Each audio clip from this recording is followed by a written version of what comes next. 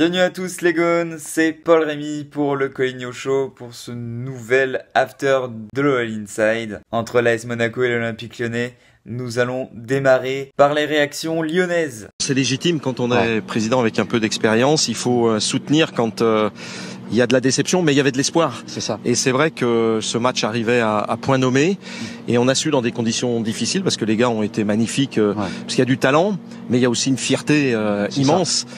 On a tout fait pour jouer notre jeu, on a tout fait pour gagner ce match-là, on n'a pas calculé, on s'est lâché, on a déjà fait une bonne première période, même si on a eu trop de déchets techniques, sur des choses simples d'ailleurs, et puis certainement de la précipitation sur les situations ou les occasions qu'on s'est procurées avant Monaco. Parlons peu, parlons bien, nous allons passer aux statistiques de la rencontre. Notre adversaire du jour a eu 6,27 de moyenne sur WhoScored.com pour 12 tirs et 4 cadrés, ce qui est très insuffisant pour le niveau offensif de Folland et Wissam Ben Yedder. Quant à notre Olympique Lyonnais adoré, ils ont récolté une note moyenne de 6,59 sur WhoScored.com. Je noterai ni en dessous ni au-dessus. Je trouve que c'est assez correct et assez mérité. Pour 17 tirs, 5 cadrés, ce qui est trop peu pour le potentiel offensif que nous avons avec Depay, Toko Ekambi et Kadewere. Je fais une fixette dessus, certes,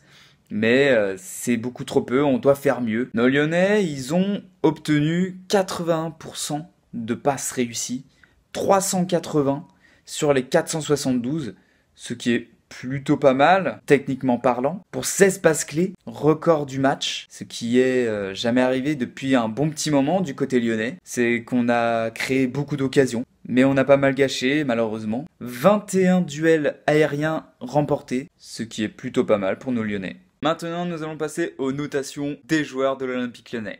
Anthony Lopez, je lui accorde un 6, qui aura navigué entre le chaud et le froid dans cette rencontre. Souvent, il nous aura mis quand même en difficulté sur le penalty monégasque, qu'on aurait pu s'en passer d'ailleurs, mais il nous aura quand même beaucoup sauvé dans cette rencontre et ce 6 est amplement mérité. Marcelo, je lui accorde un 7 parce qu'il a été très très bon, très rassurant. Il a fait 8 duels défensifs pour 7 gagnés.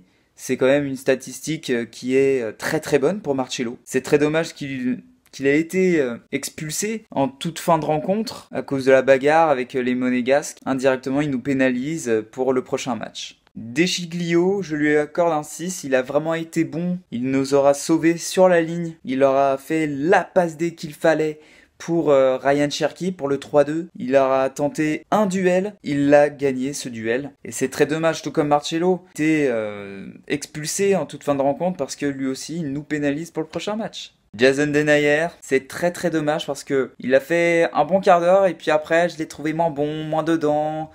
Apparemment il a eu une alerte musculaire où le staff a préféré le faire sortir à la place de Diomandé. Mais je reste sur ma fin, donc je lui mets un 5. Thiago Mendes, c'est pas mal, je lui mets un 6. Il a gagné 2 duels défensifs, donc c'est plutôt pas mal pour Thiago Mendes.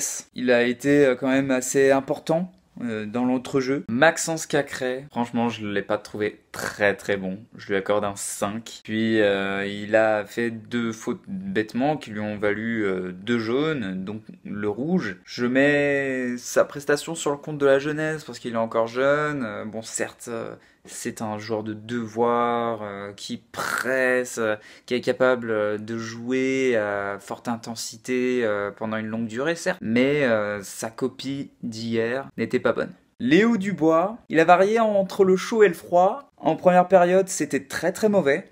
Vraiment, on était souvent débordé à droite et à gauche, malheureusement. Après, en deuxième période, il a montré un tout autre visage, il a été un peu plus conquérant, un peu plus rassurant et quand même ça rattrape sa première période et je trouve que cette note est méritée. Maxwell Cornet, je lui mets un 6 car je l'ai trouvé pas si mauvais que ça. En première période il n'a pas été ouf certes, mais il a quand même gagné 1 ou 2 duels aériens et ça déjà ça mérite d'être noté.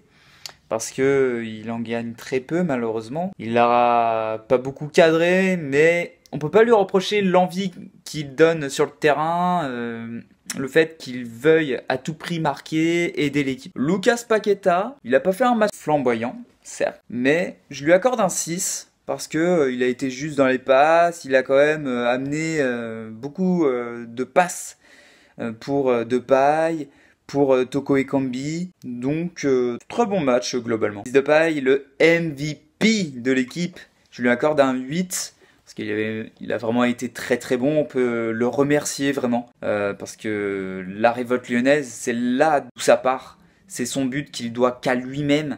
Vraiment, son exploit, quand il veut, il peut être vraiment très très bon, et il l'a démontré hier soir. Avec 5 passes clés et un but, vraiment Depay, il leur a fait le match qu'il fallait. Karl Toko Ekambi, il leur a souvent pressé, récupéré des ballons importants, mais à la finition, c'est toujours pas ça. Toko Ekambi, ça reste le poteau Ekambi, il ne cadre pas suffisamment ses frappes. On veut un Toko Ekambi clinique du mois de décembre. Merci à tous les gones de m'avoir écouté. C'était Paul Rémy du Coligno Show. J'espère que ce podcast vous aura plu. N'hésitez pas à mettre votre pouce bleu si ça vous a plu. Et n'hésitez pas à mettre le pouce rouge dans le sens inverse. C'est les règles du jeu. Et dans tous les cas, on se dit à la semaine prochaine pour le nouveau After de l'OL Inside. Ciao!